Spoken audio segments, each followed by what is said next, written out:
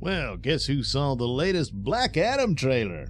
Me, that's who. Yeah, so it got a little tidbits here and there of other things, most notably the Justice Society. Looks cool. A lot of it was stuff you'd already seen. There's people referring to it as having Man of Steel action in it.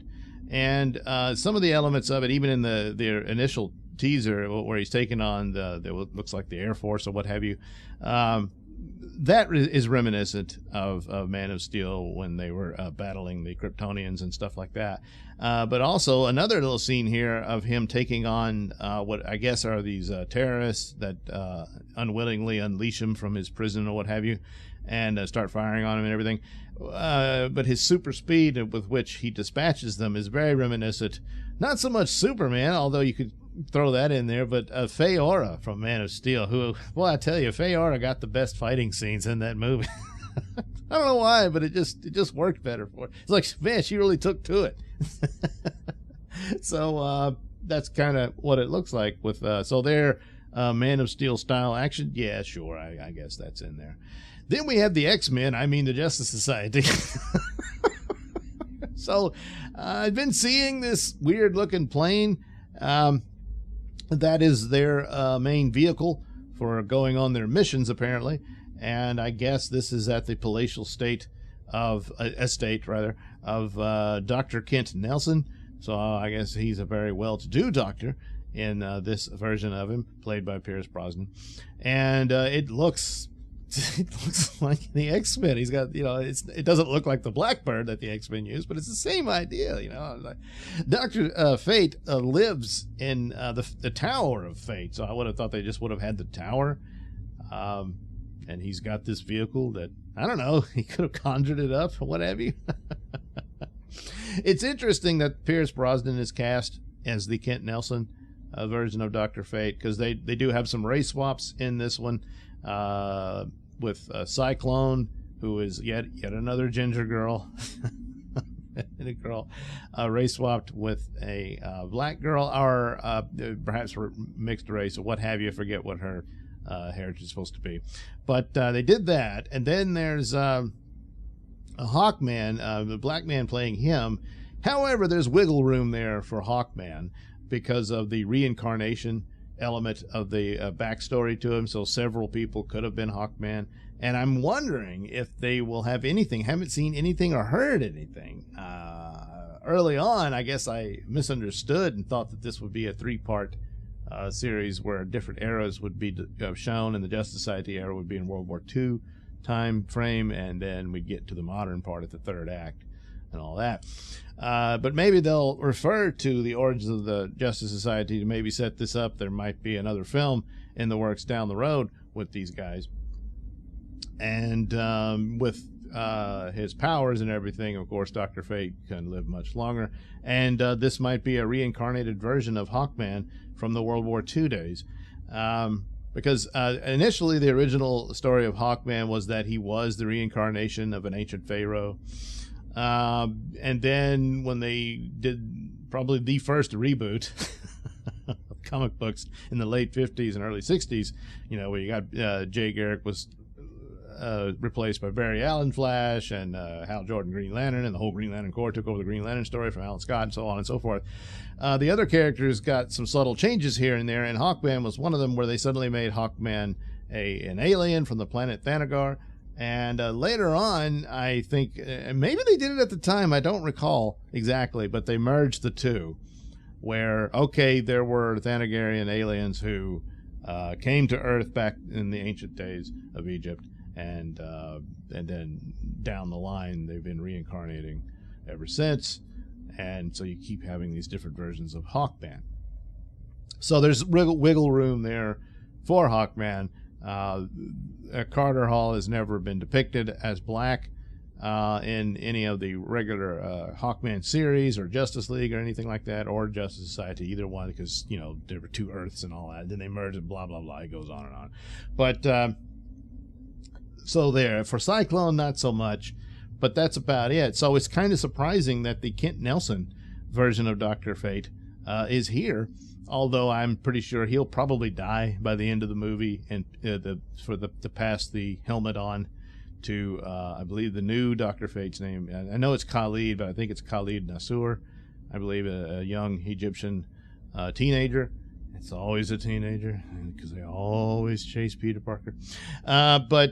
And I think I've read Justice League Dark quite a bit, and I believe the case with Khalid is that he's a distant descendant of Nabu, who is the spirit of the wizard that dwells within the helmet. So there you go. And but at least, they make this effort where there is a Kent Nelson. I don't know if they're going to do the same with Blue Beetle, where there's 2 other predecessors to the Blue Beetle name. That would be cool. And one of the other supposed teasers about the Black Adam film is that the Blue Beetle scarab will be like an Easter egg or a little tease here with all of this, because there's a way to connect all of this. Dr. Fate could connect to it through Nabu. In the ancient times, Nabu could have been a sorcerer that knew Shazam in those days, and that sort of thing. So it's like when Black Adam appears, Dr. Fate, with the knowledge of Nabu, would recognize what this is about somewhat, possibly.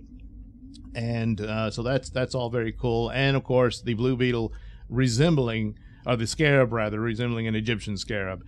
Turns out it's an alien artifact.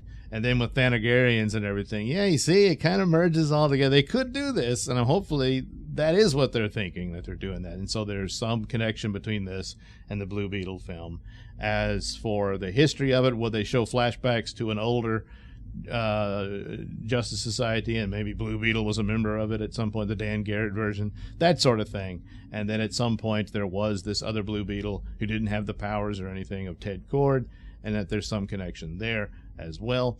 If they're still going with the DCEU timeline, they have a Batman who's had a career for 20 years, and who's to say there wasn't a Blue Beetle somewhere in there as well. So I suppose they could do that.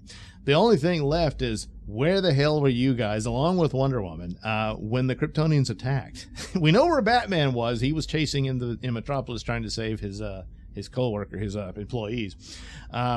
But none of you guys showed up, and the Earth was nearly just, well, the Earth, not so much, but humanity was nearly wiped out. What the hell was that? And made no effort to explain this, other than, well, Diana was still depressed over Steve Trevor being dead. Yeah. Well, anyway, hopefully they'll do something about that, because, again, Black Adam appears to take place before any, universe time warp shenanigans that the Flash movie will involve. And so you can't rely on that, I wouldn't suspect, unless they have some sort of tease that this is a separate Earth, and they're going to, because multiverse will be revealed in the Flash movie, and that this is, Earth S or whatever, like they used to call it in the old days of DC Comics. So anyway, all kinds of cool stuff like that. So looks cool. Black Adam looks very cool in it, and this Justice Society looks like they're the main people to deal with him. But then there's also the villain. You get a brief glimpse of the villain, if you know what to look for, of Sabak, and so that's another the real villain of the story. I imagine that Justice Society ends up probably helping Black Adam take that guy down, and then offer him, why don't you join us and help make the world a better place? And he's like, I don't care. And then all he cares about is his home country of Kondak, I imagine, if they weave that into the story.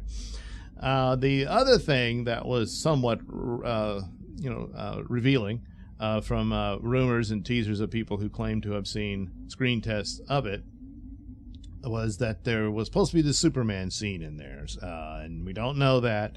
We don't know that Henry Cavill shot any scenes, or if it's just a double, but it's looking likely that there could be a Superman scene in there, because the Superman scene was described as Superman meeting with Amanda Waller. Well, guess who appears in the trailer? It's Amanda Waller, who apparently asks help from the Justice Society on this case. So beyond just the Suicide Squad, she's got the phone numbers of the Justice League and the Justice Society. And perhaps thought, well, with Dr. Fate's background, he's the better guy to look into this, and perhaps that's how that goes. But then again, where the hell was he when you had that trouble with the Enchantress, you know? So I don't know that they'll bother trying to explain that one, but definitely somebody's got to say something about Man of Steel with the Kryptonian invasion. I mean, if the Flash movie wipes that out where it didn't happen that way or what have you, fine, but Flash movie hadn't happened yet. So, you know, the Wonder Woman movie foolishly didn't deal with it. The second one, at least the second one was set in the 80s, so it didn't necessarily have to, I guess, but still, there's still no real rock-solid explanation for why she did nothing when that was happening. You know, was she in another world somewhere? You know, I don't know. Anyway, it looks good, looks cool. It's just my concern is, again, as I said in the previous videos, if the Henry Cavill scene is not true, that's going to take a lot of wind out of the sails for this film. And even if there is a Superman scene, that's cool and all, but you need to answer this question. Is he back or not? If he's not, get ready for your new Superman then. You know, because you need Superman. You do. You're not really a DC universe without him. No. All right, so I'll link the trailer down below. You can check it out. Looks cool. Dr. Fate looks really cool. So looking forward to that. And so I'm certainly intrigued and hyped to see it. But, you know, there are factors there that could derail it, despite the film being sort of good, you know, being okay or even really good. But this whole hype about Superman is going to keep dogging them if they don't deal with it. They're going to have to deal with it soon.